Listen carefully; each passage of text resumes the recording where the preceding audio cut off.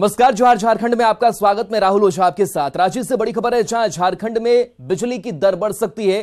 प्रति यूनिट ₹2.35 बढ़ोतरी का प्रस्ताव सामने आया है। शहरी उपभोक्ताओं के लिए 6.25 प्रति यूनिट दर है।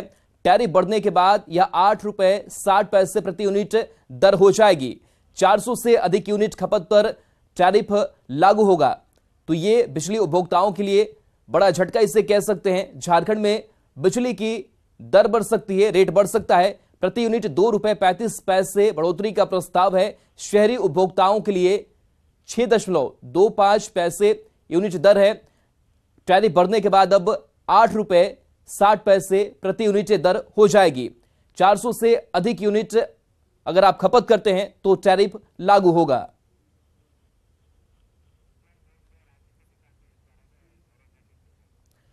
और गौरव झा की एक रिपोर्ट इस खबर पर आपको दिखाते हैं। झारखंड के बिजली उपभोक्ताओं को एक बार फिर से बिजली की दरें महंगी पड़ सकती है। दरअसल झारखंड बिजली वितरण निगम लिमिटेड यानी JBVNL ने अपना प्रस्ताव आयोग को भेजा है कि किस तरीके से बिजली के दरों में इजाफा करना है।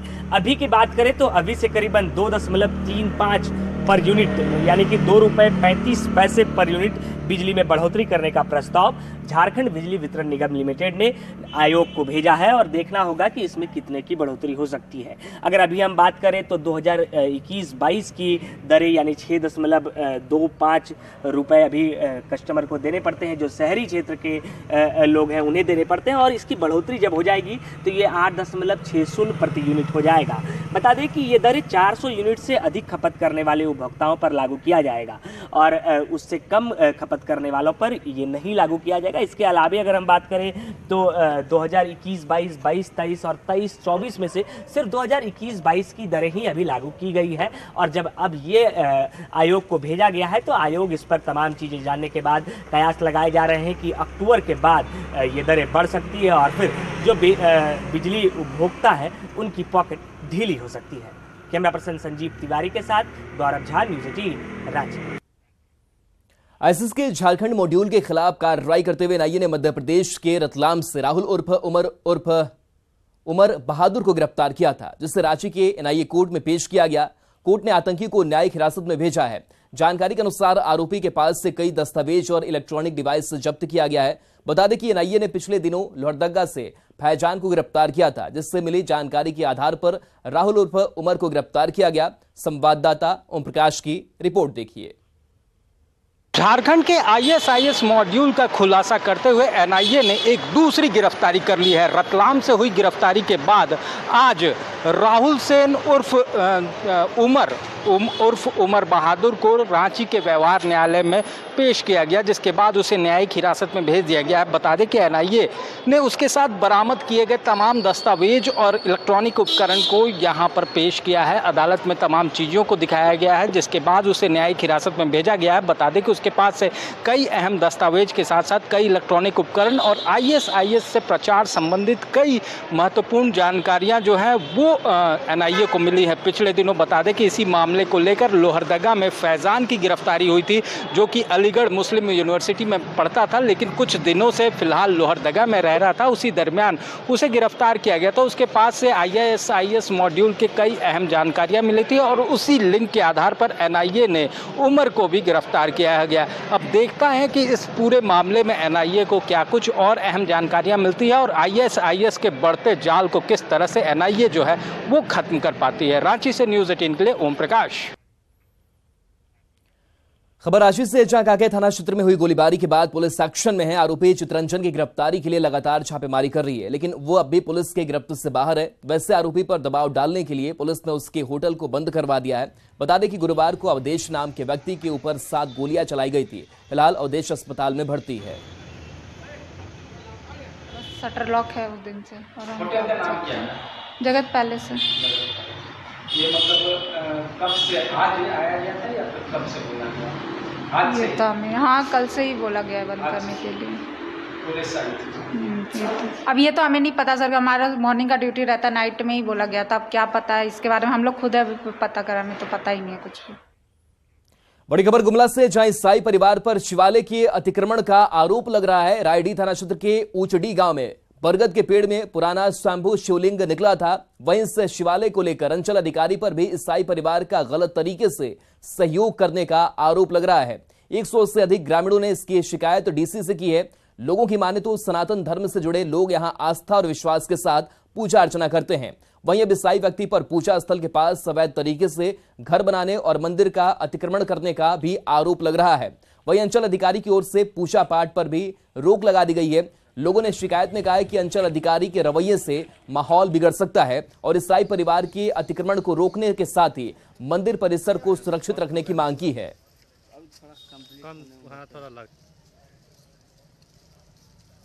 गज तो पहले था, लेकिन अभी हम लोग छोटा सा मंदिर जैसे चबूतरा बनाए हैं वैसे वहीं स्थापित किए हैं। उसी जगह हम लोग शिव जी का पूजा करते हैं और अंचल पदाधिकारी सीओ और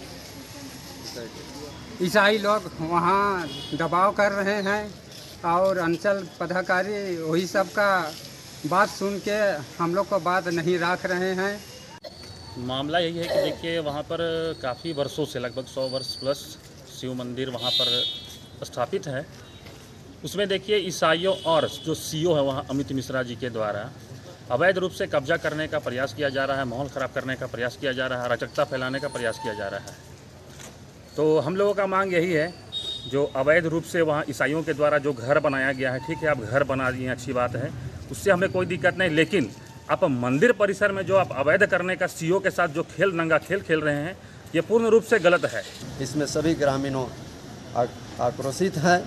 हमारे पास ये मामला आया तो हम लोग गए भी थे वहाँ देखने के लिए और गलत नापी कर सीओ साहब मतलब करवा के गए हैं वहाँ और एक पक्ष को हिंदुओं को वो दबा रहे हैं। उन लोग से कुछ हमको लगता है कि कुछ घूस वूस ले लिए हैं और ये लोग को दबा रहे हैं कि वहाँ किसी भी कीमत पर कोई पूजा पाठ नहीं होगा। तो आज डीसी के पास तो इसीलिए आवेदन देने के लिए चूँकि कार्रवाई हो उस जगह को, इसलिए आज उपायुक्त महोदय के पास में ग्रामीणों आए हैं। हम लोग इस मामले के सामने आने के बाद से कई सवाल भी खड़े हो रहे हैं और ऐसे में न्यूज़ 18 पूछता है कि शिवालय की जमीन पर कब्जा क्यों हो रहा है। इसके साथ सवाल यह भी कि आरोपी ईसाई परिवार पर आखिर कार्रवाई कब तक होगी। सवाल इसके साथ यह भी कि अंचल अधिकारी पर कार्रवाई क्यों नहीं हो रही है। 27 सितंबर को बीजेपी के प्रदेश अध्यक्ष बाबूलाल मरांडी झरिया में संकल्प यात्रा रैली को संबोधित करेंगे। रैली की तैयारी में बीजेपी के कार्यकर्ता जुट गए हैं। आरएसपी कॉलेज मैदान में होने वाली रैली की तैयारी को लेकर बीजेपी की नेता रागनी सिंह ने बैठक की और बताया कि रैली को ऐतिहासिक बनाने की तैयारी की जा रही है। लेकिन खेल के मैदान में खेल बैटिंग करने के पड़ना है और इस स्वागत में हम लोग रामगढ़ कलेक्ट्रेट के सभागार में दिशा यानी district development coordination and monitoring committee और डीएमएफटी ट्रस्ट काउंसिल की बैठक हुई। हजारीबाग सांसद जयंत सिन्हा ने इसकी अध्यक्षता की। इस बैठक में विकास के मुद्दे पर चर्चा की गई। साथ ही जिला सेवा केंद्र और समाधान केंद्र खोलने का निर्णय लिया गया। इसमें कॉल सेंटर रहेगा। इसमें बिजली, सड़क, पानी, शिक्षा, स्वास्थ्य और कानून व्यवस्था को लेकर यहाँ शिकायत दर्ज कराई जा सकेगी और इसका समाधान निकाला जाएगा। किया है कि एक जिला सेवा केंद्र समाधान केंद्र खोला जाएगा, जिसमें कि कॉल सेंटर रहेगा। किसी को बिजली, सड़क, पानी, कानूनी व्यवस्था, शिक्षा, स्वास्थ्य, किसी में भी कोई शिकायत दर्ज करनी हो वो आप शिकायत दर्ज करेंगे। वो शिकायत विभाग के पास जाएगी, आपको एक रेफरेंस नंबर मिलेगा और इसके तहत फिर आप आगे देख सकेंगे कि आपका काम हुआ कि नहीं हुआ। तो एक जिला सेवा केंद्र इस प्रकार का हम लोग गठित करेंगे। रामगढ़ सदर अस्पताल में एक महिला ने फर्श पर ही बच्चे को जन्म दे दिया। घटना शुक्रवार की है, जहां बरकाकाना की चांदनी देवी प्रसव पीड़ा के बाद अस्पताल पहुंची थी। ओपीडी में मौजूद डॉक्टर ने महिला का इलाज नहीं किया। वहीं अल्ट्रासाउंड में भी तैनात डॉक्टर ने उसकी जांच नहीं की। दोनों डॉक्टर के व्यवहार से आहत होकर महिला मरीज डॉक्टर के चैम्बर के बाहर ही लेट गई, जिसके बाद जमीन पर ही उसका प्रसव हो गया। लोगों ने इसे देखकर जब हंगामा शुरू किया तब डॉक्टर और स्टाफ मौके पर जुटे और प्रसूता के साथ नवजात को व्हीलचेयर से लेबर रूम में ले जाकर इलाज शुरू किया। अगर समय रहते महिला का इलाज शुरू किया गया होता तो फर्श पर ही नवजात को जन्म देने की नौबत नहीं आती। इधर पूरे मामले पर अस्पताल प्रबंधन कुछ भी बोलने को तैयार नहीं दिख रहा है। हमको तो नहीं देखे वहाँ पर क्या हुआ क्या नहीं, मेरा कल ऐसे भी ड्यूटी नहीं था। जानकारी क्या हुआ? जानकारी तो हमको ये पता चला कि मतलब अल्ट्रासाउंड के लिए घुसाया गया तो वहीं डिलीवरी हो गया। हमको तो यही पता है सर, और उसका अलावा कोई पता नहीं हमको। बच्चा का जन्म कहाँ पर हुआ? अल्ट्रासाउंड जहाँ होता है वहाँ मतलब बोला गया कि हुआ है, अंदर में हुआ कि बाहर में अभी तक हमको नहीं पता है। तो सैया को भी समझ में नहीं आ रहा था, कार्ड खो गया था, इसके कारण एडमिट नहीं लिया गया। तो अल्ट्रासाउंड करवाइए, फिर बोला गया यहाँ पे कि कल लेके आइए, बच्चा आज होगा और कल लेके आया जाएगा, यही हुआ था। फिर बच्चा लास्ट में गेट के पास, दरवाजे के पास भी हुआ। लास्ट में बहुत बोलने पर तो फिर ट्रीटमेंट हुआ आगे का। चाईबासा में डेंगू के मरीजों की संख्या बढ़ रही है। चाईबासा सदर अस्पताल के अलावा चक्रधरपुर रेलवे अस्पताल में भी पिछले कुछ दिनों से डेंगू के मरीज लगातार आ रहे हैं। रेलवे अस्पताल में सरायकेला खरसावा के मरीज भी इलाज के लिए आते हैं। अभी चक्रधरपुर रेलवे अस्पताल में डेंगू के 3 मरीजों का इलाज चल रहा है। वहीं जमशेदपुर में भी डेंगू के मरीजों की संख्या बढ़ने से चाईबासा का स्वास्थ्य विभाग भी अलर्ट मोड में दिख रहा है। सिविल सर्जन के मुताबिक जिन मरीजों में संभावित लक्षण पाए जा रहे हैं उनकी डेंगू जांच की जा रही है। सिविल सर्जन ने फिलहाल हालात को नियंत्रण में बताया है।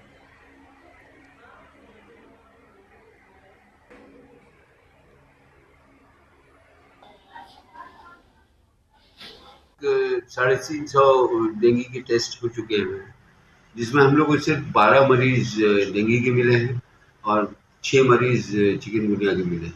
तो वो भी ठीक हो गए हैं सब, already discharge from the hospital, घर पे ठीक है, अच्छे हैं। और रोज़ाना हर जगह पे हम लोग कोशिश कर रहे हैं कि एंटी लार्वल एक्टिविटीज़, और जहाँ फॉगिंग करा सकते हैं वहाँ फॉगिंग कराने की कोशिश कर रहे हैं। धार्मिक न्यास बोर्ड की ओर से रांची के 3 मंदिरों की कमेटी भंग किए जाने पर विरोध प्रदर्शन का दौर जारी है। इसी कड़ी में संकट मोचन मंदिर में धार्मिक न्यास बोर्ड के फैसले के खिलाफ साधु संत जुटे। इस दौरान महामंडलेश्वर ने कहा कि धार्मिक न्यास बोर्ड की ओर से कोई सूचना मंदिर को नहीं दी गई है। उन्होंने कोरोना काल में बंद रहे मंदिरों की सुध सरकार की ओर से नहीं लेने पर नाराजगी जताई। वहीं साधु संत समाज झारखंड प्रदेश की ओर से साफ तौर पर कहा गया कि अगर मंदिरों पर कुदृष्टि डाली जाएगी तो उसका नाश हो जाएगा। कोरोना काल में 2 साल मंदिर बंद रहा, किसी ने पूछने नहीं आया क्या हो रहा है। 6 महीना पहले मंदिर के ऊपर अटैक किया गया असामाजिक लोगों के द्वारा, वहाँ पर भी किसी ने नहीं आया। आज सभी चारों तरफ से इस तरह का अफवाह उड़ा रहे हैं। अफवाह फैलाया जा रहा है मीडिया के माध्यम से, पेपर के माध्यम से। ऐसा कोई बात नहीं है। लेकिन आपकी अगर मनसा भूल होगी तो निश्चित आपका नाश होना वो संभावी है। और यहाँ आपकी मनसा स्पष्ट रूप से भूल है। कैसे? कुछ नेताओं को यहाँ का ट्रस्ट का आप एक नई कमेटी बना रहे हैं। आप होते कौन हो? आपके पार्टी में तो फिर कई दूसरे धर्म के लोग हैं, तो फिर उसे भी आप कल खड़ा कर देंगे। यहाँ तो उसके दरवाजे पे, हमारे चौखट पे भी उनको अनुमति नहीं आने की है। आप ये क्या कर रहे हैं? आपको किसने ये अधिकार दिया? रामगढ़ जिले की 125 पंचायत में डीएमएफटी फंड से सामुदायिक भवन का निर्माण कराया जाएगा। प्रत्येक पंचायत में बनने वाले इस सामुदायिक भवन पर 1 करोड़ 50 लाख रुपए खर्च किए जाएंगे। इस सामुदायिक भवन में विवाह भवन, महिला मंडप क्लब, विवाहों के लिए क्लब और इंडोर खेल की व्यवस्था, पुस्तकालय, जिम समेत महिला मंडल के लिए सभागार में सिलाई मशीन की व्यवस्था रहेगी। सांसद जयंत सिन्हा ने इसका ऐलान किया। इस घोषणा का पंचायत प्रतिनिधियों और लोगों ने स्वागत किया है। हर पंचायत को सामुदायिक भवन, जो प्रभावित क्षेत्र हैं उनको प्राथमिकता दी जाएगी, और जहां जहां प्रभावित क्षेत्र में हम लोगों के पास जमीन उपलब्ध है वहां हम लोग तेजी से सामुदायिक भवन देंगे। आज बैठक में ये तय हुआ है कि हर महीने 4 या 5 सामुदायिक भवन हम लोग देने वाले हैं। इस वक्त मैं मौजूद हूँ पतरातू प्रखंड के स्याल दक्षिणी पंचायत में। आप हमारे पीछे देख सकते हैं, यहाँ पर कई लोग खड़े हैं। 2 पंचायत के मुखिया भी हैं, आम लोग भी यहाँ पर है। कैमरे के माध्यम से आप देख सकते हैं यहाँ पर लोग हैं। और मैं आपको बताना चाहता हूँ कि रामगढ़ जिले के 125 पंचायतों में सामुदायिक भवन का निर्माण डीएमएफटी फंड से कराया जाना है। डीएमएफटी फंड से यहाँ पर सामुदायिक भवन का निर्माण किया जाना है। कैसे देखते हैं आप? जिला प्रशासन एवं सांसद महोदय द्वारा लाए गए इस प्रस्ताव का हम लोग स्वागत करते हैं। ये हमारे पंचायत के लिए काफ़ी खुशी की बात है कि हमारे पंचायत में सामुदायिक भवन बनने से हमारे ग्रामीणों को काफ़ी सहूलियतें होंगी, शादी ब्याह में एवं महिला समूह को भी आगे कार्य करने के लिए बेहतर सुविधा मिलेगी। कैसे देख रहे हैं? जिम की सुविधा होगी, पुस्तकालय होगा, आप लोगों के लिए कैसा लग रहा है? अच्छी सुविधा है हमारे लिए, नवयुग के लिए, जिम के लिए, अपने जो अपने बॉडी वॉडी बनाना चाहते हैं उनके लिए अच्छा है। और पुस्तकालय तो सभी के लिए अच्छा है, जो भी व्यक्ति अपना पढ़ना चाहें, शिक्षा के रोजगार के लिए वो अच्छा है। पंचायत बनने से न युवक चाहे महिला और चाहे विवाह भवन के लिए सुविधा होगा। ये बहुत सराहनीय काम है। संसद महोदय पूर्व बहुत अच्छा काम कार्य किए हैं और हम लोग इस बात पर खुश हैं। कैसे देखती हैं सामुदायिक भवन बन रहा, सिलाई कढ़ाई की व्यवस्था भी रहेगी? जी अच्छा रहेगा, बननेगा तो सबके लिए ठीक रहेगा, सुविधा रहेगा, सब सीखने आएगी, करेगी, सीखेगी।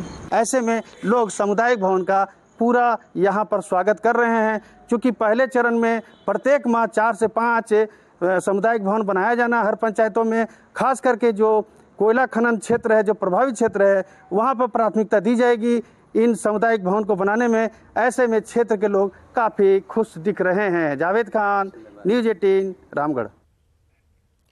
रांची की एक निजी कंपनी में काम करने वाली सना ने आत्महत्या कर ली है। सना का शव उसके ही कमरे में फंदे से झूलता मिला है। सना जमशेदपुर की रहने वाली थी और राजीव नाम के युवक के साथ लिव इन रिलेशनशिप में रह रही थी। राजीव पहले से शादीशुदा था, जिसको लेकर दोनों में अक्सर विवाद होता रहता था। फिलहाल पुलिस हर एंगल से जांच कर रही है और राजीव से पूछताछ कर रही है। घटना प्रतिवेदित हुई है पुंदागोपी क्षेत्र में। एक महिला के सुसाइड करने की सूचना पर पुंदागोपी के द्वारा जो है त्वरित रूप से जाकर के घटनास्थल पर तफ्तीश की जा रही है। अनुसंधान के सभी टेक्निकल पहलू को भी हम लोग ने इसमें इस्तेमाल किया है और अभी फिलहाल जितने भी वैज्ञानिक पहलू अनुसंधान के हो सकते हैं उसको लिए जा रहे हैं। रांची यूनिवर्सिटी में गणतंत्र दिवस परेड चयन शिविर का आयोजन किया गया। इसके जरिए परेड करने वाले स्टूडेंट्स का सिलेक्शन यूनिवर्सिटी लेवल पर किया जाएगा। साल 2024 के गणतंत्र दिवस परेड में महिला सशक्तिकरण को बढ़ावा देने की पहल के तहत सिर्फ लड़कियां ही कर्तव्य पथ पर परेड करेंगी। इस खास पल के लिए चयन को लेकर लड़कियां उत्साहित दिख रही हैं। परेड के साथ साथ सांस्कृतिक कार्यक्रम में भी छात्राओं की भागीदारी दिखेगी, जिसे लेकर भी प्रतिभागियों का सिलेक्शन किया गया। Republic day parade camp. इस कैंप में क्या होते हैं, बच्चे पहले कॉलेज लेवल पे सिलेक्ट किए जाते हैं, फिर जैसे ही वो कॉलेज लेवल से पास करते हैं उनको यूनिवर्सिटी लेवल पे पास होना होता है।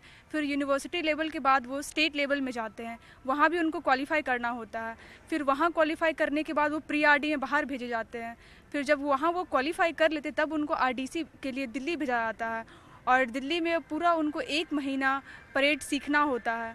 और उसके बाद फिर जब वो 1 महीना परेड सीख लेते हैं तब वो 26 जनवरी को कर्तव्य पथ पे परेड करते हैं। और मुझे नहीं लगता ये सिर्फ हमारे लिए ही गौरव की बात है, साथ ही साथ हमारे गांव, हमारा यूनिवर्सिटी, हमारा परिवार और समस्त पूरा देश का ये गौरव का बात है। सर 24 में जो गणतंत्र दिवस दिल्ली में मुख्य परेड होना है प्रधानमंत्री के समक्ष, उसी की तैयारी है। ये रांची विश्वविद्यालय एनएसएस के वॉलेंटियर उसकी तैयारी कर रहे हैं परेड की, और परेड के बाद जो वहाँ 26 जनवरी को कल्चरल प्रोग्राम होता है उसकी तैयारी कर रहे हैं। और एक नजर इस वक्त की हेडलाइन